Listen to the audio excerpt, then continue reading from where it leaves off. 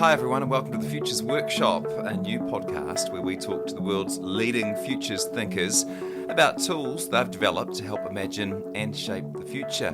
This is an even-numbered episode, episode 4, which means we're going deep on one of the tools. This episode is designed mostly for facilitators and practitioners who want some practical examples of how to use these tools in their work. So if you're more of a casual listener to the podcast, you may wish to skip these workshop episodes and move on to our next interview, which will be episode 5. The podcast is led by Victoria Mulligan, a futures thinker from Auckland, New Zealand. Victoria, kia ora, what's the plan today? Kia ora, hello. Today we will be running a workshop drawing on Causal Layered Analysis, or CLA, a powerful tool in futures studies created by Professor Sohail Inayatullah. If you haven't already listened to episode 3 of this podcast, my interview with Sohail, I highly recommend that you do. This episode will be a lot more meaningful and make a lot more sense. Before we get into it, let's start by reminding ourselves what CLA is and why it's important. CLA is a method used to deeply explore the different dimensions of a given topic or an issue. It helps us uncover causes and systemic structures, and even the myths, metaphors, and stories that shape our perspectives and actions. CLA operates through 4 distinct layers. The first is the litany. This is the surface level where we discuss the commonly accepted reality or narrative. It's what people see and hear and say in everyday life, often reflected in media headlines. It reflects immediate, observable issues that are often discussed in public discourse. Second level is the systems level. Here we're thinking about social, economic and political systems that support or produce the litany or the data or those headlines that we're seeing in our media landscape. We're looking at the relationships and the structures that drive that surface data. The third layer is the worldview. This layer explores the deeper social and cultural norms, values and ideologies that underpin the systems. It's about the collective mindset and philosophies that shape how we see the world. The final level is the myth or the metaphor level. At this deepest level, we examine myths, metaphors, symbols and archetypes that inform our worldviews. These are the foundational stories and images that convey complex truths and shape our understanding of reality. So CLA starts with the most visible and obvious beliefs and assumptions about a problem or an issue, and then probes beneath the surface to explore underlying causes, worldviews and myths, allowing alternative solutions to be identified in ways that might not have been possible if that surface level had been the only level of analysis. You'll hear me refer to materials and visuals in this workshop. If you're interested, you can find these in the show notes, but if you're not looking at those right now, don't worry, it's not critical to get the most out of the episode. For today's workshop, we've invited a small group of educators working across the system. We have a few people working in schools, and we also have a group of people who are working in policy positions in government. Now let's begin our workshop. Today we'll be using Causal Layered Analysis, or CLA, to explore the issue of teacher shortages and the struggle to retain teachers in the education system. You'll see a large sheet of butcher paper on the wall where I've sketched out an iceberg. Using a visual aid like this helps us to see the connections between the different layers as we progress. You've all got sticky notes and marker pens close to hand. Take a few minutes to reflect individually on the litany layer. Litany is the official and generally accepted description of the topic or issue, the so-called surface level understanding of an issue. Think about what people might say about the current state of teacher numbers in the workforce. What indicators would they discuss? What headlines might you see in the news? Write these headlines in short, simple sentences on a sticky note, and we'll come back to discuss in a few minutes. Okay, let's share our contributions and place them on the litany section of the iceberg. I'll start. I've got a few headlines here. Teacher shortages hit crisis levels. This one says, schools struggle to fill teaching positions. And I've also written, teacher burnout leads to high turnover rates. My headline is, new teachers leaving profession within 5 years. that sort of covers the fact that some people actually are joining the profession, but they're not sticking with it. I just wrote one headline. It says, "Increase in substitute teacher use as full-time educators leave." I thought it might be useful to include that one because it highlights how we're using temporary solutions to address some of the shortages. When it feels like the group has exhausted the headlines or the energy drops, it's time to move on to the next layer of the iceberg. Great headlines, thank you. I think it's time now to move on to the next layer of the iceberg, the systems layer. So systems are social, economic and political structures, maybe actors, policies underlying and maintaining an issue. This is what's propping up the headlines, the data, the litany. In response to the question, why is this happening? Why those headlines? So now I'd like you to think about what systems are producing these key events and conditions, these headlines. What relationships, what structures are at play? After the litany, systems can sometimes feel a bit tricky. So you're not alone if you feel like, what are you looking for here? So let me give you an example. Take the example of government funding, or more specifically, government-funded training of new teachers. Often we find that governments revert to training to fix some of the issues that are manifesting at the litany level. Train more teachers is the assumed solution to a teacher shortage. Now have a go yourself. Okay, welcome back. How did you find that? I definitely had it in the last one, but I actually had a look at teacher training as well, not so much the government funding, but the fact that it's actually quite outdated, not just what they're teaching teachers, but the whole certification process. And given that the outside world and what kids need is changing so fast, I wondered if maybe that old system is no longer fit for purpose. Interesting. It's a great angle on teacher training and the content of it. How relevant is it?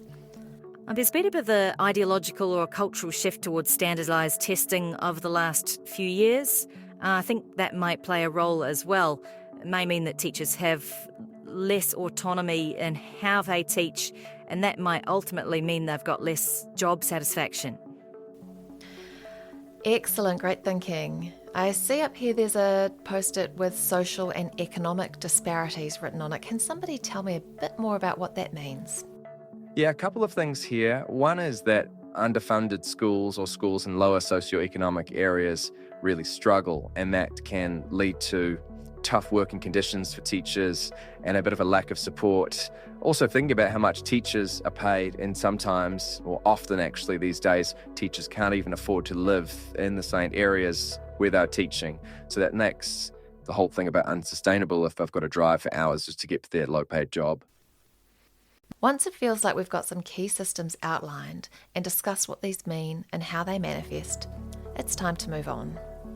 I'd like to explore the worldview layer now. Remember, worldviews are deeper cultural assumptions and perspectives that enable structures and justify behaviours. Here we're looking for underlying philosophies and values that drive these systems. What's valued? What is dismissed? I'll start by giving an example of the sort of ideas we're looking for here. So my idea is around the underlying value of meritocracy. That idea that educational success is solely based on individual effort and ability and ignores systemic inequalities. All right, now it's your turn. You've got your post-it notes in front of you. Have a go. Okay, I think it's time to move on. Thanks for thinking through those worldviews. I'm looking forward to hearing some of them now. What about individualism? This belief that education is all about individuals rather than a sort of a collective growth and community building exercise. I think there's a real worldview in education that the traditional way of doing things is the right way and that any sort of change is to be resisted. I think standardisation, there's a worldview. I think it's a worldview that everything should be standardised, that we should measure students based on grades and test scores. We treat that as if it's the only way. And I think that leads to prize and conformity and competition at the expense of creativity or even individual development. Once again, we'll move on when it feels like it's time to. Let's start on the myth or the metaphor layer. I want you to think about what stories, symbols, sayings capture the complexity of the teacher shortage issue. This level is often left quite unspoken. It might just be an image in your head, it might be a gut reaction, it might be a saying or a turn of phrase that you hear or you use. We have an idea of how things should be, and that's what builds out our worldviews, our systems, our structures, and ultimately our litany. A quick note, I'll often bring in images at this point. Now that's not to say that you can't do it elsewhere, but I find it really useful at the metaphor level. Here I'd give the group the option to find images or symbols in magazines, papers, pamphlets that reflect the underlying story being told. Some will still prefer to use text, of course, and that's absolutely fine, but seeking out images, cutting them out, popping them on the iceberg, and using them to tell the story helps to add another dimension to this exercise. Alright, we're going to follow the same process here. I'd like you to take some time either to find an image or write down on a post-it note. We'll take a few minutes to do this and then come back together as a group. Randomly, I saw this advertisement for a can opener in a magazine, and it got me thinking about machines. I wonder about the idea of teaching as a factory, as in metaphor, a classroom's a factory, or an assembly line where a student goes in one end and comes out the other. What about this idea of a sage on a stage? So the teacher is the primary source of knowledge, the sole authority. They tell it like it is, and that's the only way. Yeah, I really like that. I was going back in time and thinking of this classroom being a fortress, this traditional building that's really resistant to outside influences, that fights off any attempts at invasion. So actually this whole idea of teaching as an industry is this indestructible fortress that won't change no matter what you throw at it. Cool. I wasn't too far off that, actually. I have teachers like a broadcasting tower. So the tower that transmits knowledge to students, and students receive the information like signals. So it's a one-way flow of information from teacher to student.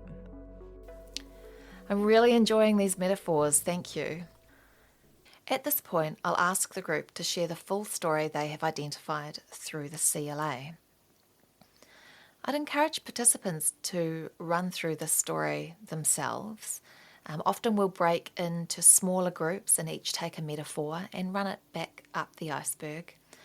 But for the purposes of this podcast, I'm just going to choose a metaphor and, as briefly as I can, tell you the story that we've just worked through. So let's take the metaphor, sage on a stage.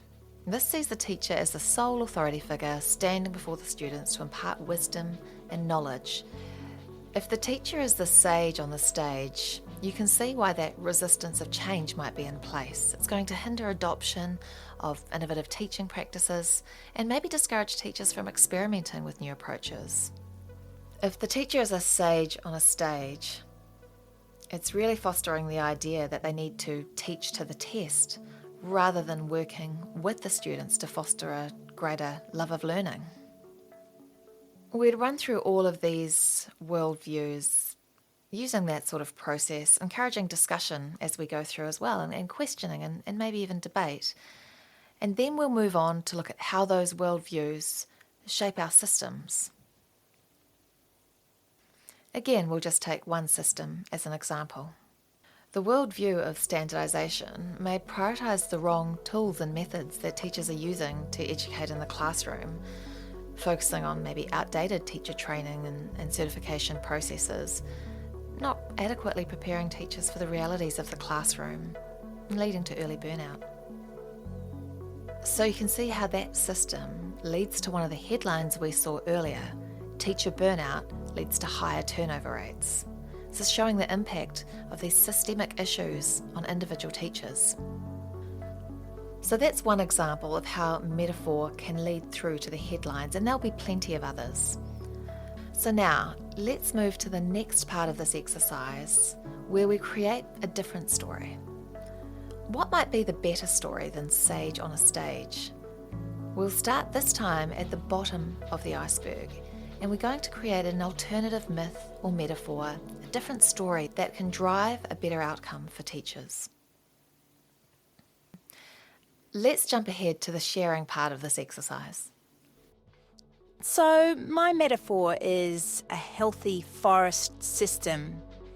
Instead of this idea of teacher versus students, I like this idea of everyone being connected, everyone listening to each other, feeding off each other, helping each other in the same way that trees are connected to each other beneath the ground, in the same way that vines stretch out, or the branches and trunks. The whole forest is interconnected. And I think that metaphor is a healthier way of looking at the education system. Yeah, I like that, where education is maybe a community effort. Everyone, your teachers, your parents, students and community, they all contribute to learning and development. And I guess that suggests that education, that teaching is a shared responsibility, and it values collective wisdom and the support of a community. Yeah, I really like the idea of including parents there. I was just thinking of teachers and students, that actually if you bring everyone in the community in, then that really is a healthy forest system. Let's take that metaphor and run with it. What new worldviews might emerge from this new story? Now, in a normal group setting, you might like to break into smaller groups and run each of the metaphor examples up through each of the layers of the iceberg. But today, for the podcast, we're just going to take one of these metaphors and run them through together. Okay, let's build up from this new metaphor of teachers as trees and part of this healthy forest system. What new worldviews might emerge from this story? One worldview might be interdependence and collaboration. The forest canopy metaphor shows that everything in the education system is connected and depends on each other. This means working together is key. Teachers, students, parents and the community all play important roles in making the learning environment better. That's a new worldview. Now, how might that new worldview reshape the systems? What changes might we see? Well, education systems might prioritise and resource community engagement, encouraging and supporting partnerships between schools, local businesses and cultural organisations to create a more networked and relevant learning environment. That's a systemic change. Now let's look at how that system change might alter the litany or the headline layer. What do people say about education, about teaching now?